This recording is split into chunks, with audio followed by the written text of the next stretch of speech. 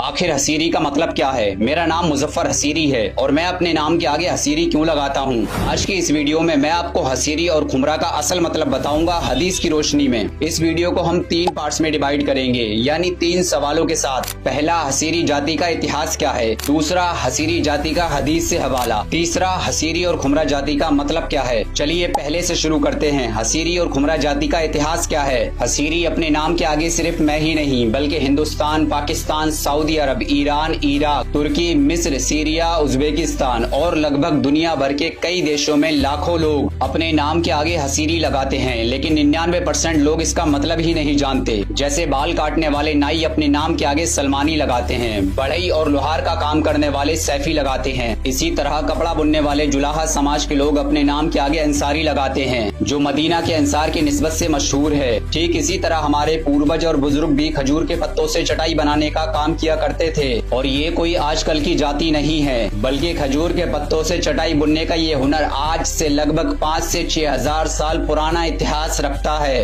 इतिहास के बड़े बड़े अजीम उलमा जैसे बुखारा के इमाम अबू इसहाक अल हसीरी, दमिश्क के इमाम जमालुद्दीन अल हसीरी ने भी अपने नाम के आगे फख्र से हसीरी लगाया। अब जानते हैं दूसरा सवाल, हसीरी बिरादरी का हदीस से हवाला। सही बुखारी हदीस नंबर 381 में आता है, हजरत आयशा सिद्दीका रदी अल्लाह ताला अन्हा फरमाती हैं कि रसूलुल्लाह सल्लल्लाहु अलैहि वसल्लम खुमरा पे नमाज पढ़ते थे, यानी खजूर के पत्तों से बनी जानमाज पर नमाज पढ़ते थे। इसी तरह दूसरी हदीस में आता है, सही बुखारी हदीस नंबर 4913, हजरत उमर फारूक रदी अल्लाह ताला अन्हु ने देखा कि नबी सल्लल्लाहु अलैहि वसल्लम हसीर पर लेटे हुए थे, यानी खजूर की चटाई पर, और आपके मुबारक जिस्म पे खजूर की चटाई के निशान भी पड़ गए थे। और इसी सुन्नत को जिंदा रखते हुए आला हजरत इमाम अहमद रज़ा खां फाजिल बरेलवी ने भी मखमली कालीन छोड़कर खजूर की सादा चटाई को अपनाया, क्योंकि खजूर की चटाई पर नमाज पढ़ना सुन्नत है। अब जानते हैं तीसरा और सबसे अहम सवाल, हसीरी और खुमरा का मतलब क्या है। तो ध्यान से सुनो। खजूर से बनाई गई छोटी चटाई यानी जानमाज,